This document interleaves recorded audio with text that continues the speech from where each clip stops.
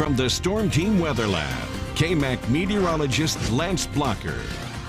Hey, this should come as no surprise to you. Doppler 1 radar checking out, all clear across the South Plains right now, and hopefully that's going to change here in the next few days. Take a look outside here at the KAMC Skycam. Beautiful night tonight. Hopefully you're able to enjoy some of that cooler air as we're starting to transition into fall, and we're going to have a quick transition here next week. Let's go ahead and take a look at the big picture so we can see what's taking shape that's going to be impacted our region, especially come Tuesday and Wednesday, and then temperature-wise Thursday, okay? So we've got the jet stream way up to the north, all right? That's not impacting anywhere right now. The biggest player for us right now is this area of high pressure off to the west in the southwestern U.S. That's going to shift a little bit further to the west, and then looks what's showing up on the map. This is what we got to be excited about, right? We've got this cold front now on Tuesday beginning to push right on into the panhandle of Texas, and the jet stream now really taking a big dip down into the western half of the U.S., bringing some cold Canadian air with it. Let's set this in motion a little bit further. This is now the temperature map. Look at this blue cold air just pushing on into Lubbock. How about it? That's what I'm talking about. Remember just a few weeks ago, it was like 110 degrees. We were setting record highs left and right.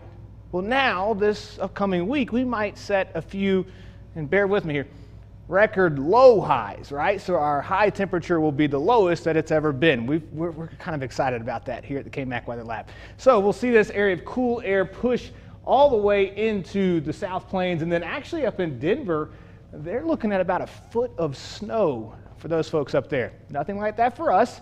Wouldn't surprise me though in the panhandle if they get a few snowflakes here and there, possibly some accumulating snows, about an inch or so in extreme northeastern New Mexico, but not expecting any of that for us, but we will see the chance for some rain, right? So we're excited about that as well. This is your temperature difference. Monday, we have what we call prefrontal warming, okay? So what that means is that we're gonna bump up our temperature a little bit. So here's the news with that, right? About a 97 degree high on Monday, and then come Wednesday, that big change comes through. But what that might do on Monday is it's going to juicing up that atmosphere a little bit, add a little bit of juice to it. That could provide some fuel for thunderstorms on Tuesday.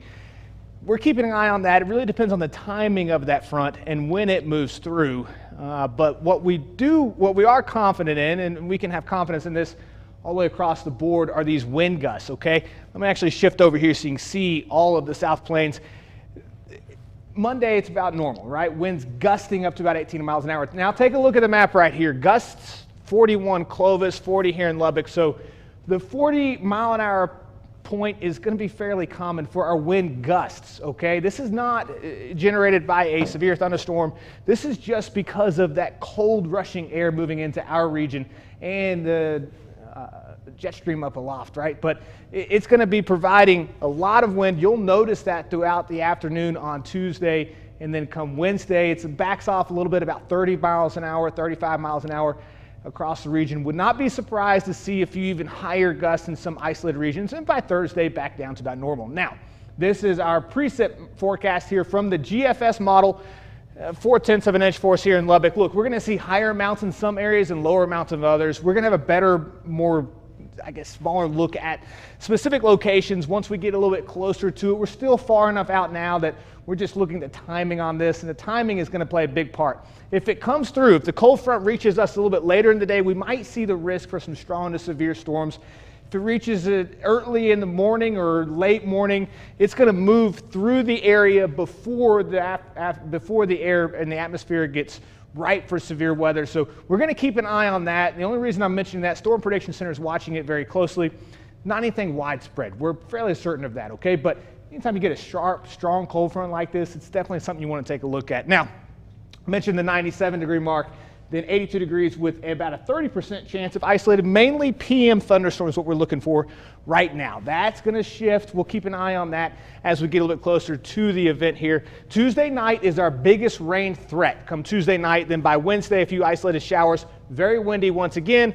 And then Thursday, Friday, and Saturday looking great. What's also looking great is our update here from Red Raider Nation and Eric Kelly, and he's coming up just after this, so don't go anywhere.